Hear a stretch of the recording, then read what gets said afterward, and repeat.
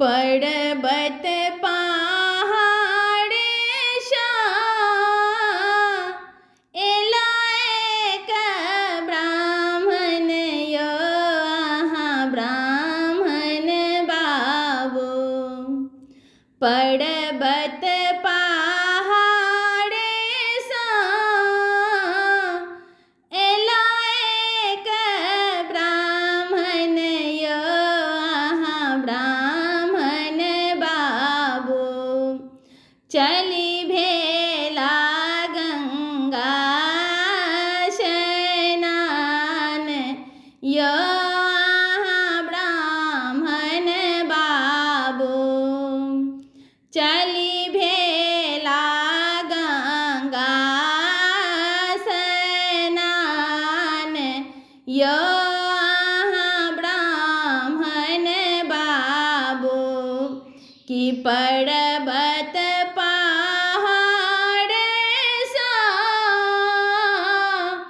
एलायक ब्राह्मण यो ब्राह्मण बाबू। चली भेला गंगा स्नान यो ब्राह्मण बाबू। मैं हुन कारो कलानी बाबू पड़ा बोधल यो ब्राह्मण बाबू। मैं हुन कारो कलानी बाबू पड़ा बोधल यो ब्राह्मण बाबू। कि चली भेला गंगा स्नान यो ब्राह्मण बाबू। कि चली भेला गंगा स्नान यो ब्राह्मण बाबू। हटलो ने माने ब्राह्मण डाटलो ने माने यो ब्राह्मण बाबू।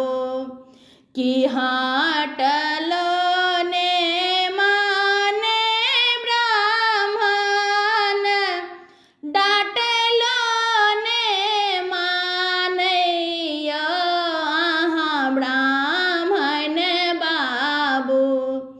कियो ब्राह्मण बाबू। चली भेला गंगा स्नान यो ब्राह्मण बाबू।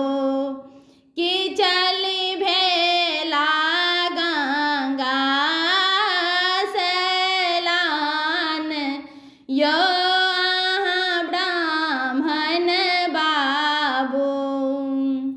नहाए ब्राह्मण भीर चढ़ी बसला यो ब्राह्मण बाबू।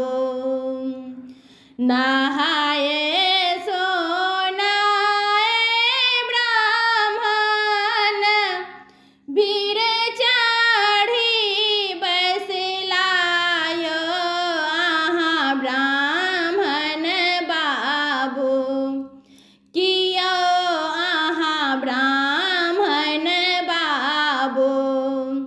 चली भेला गंगा स्नान यो ब्राह्मण बाबू। ताक लगला ब्राह्मण बाबू सेवक के बाट यो ब्राह्मण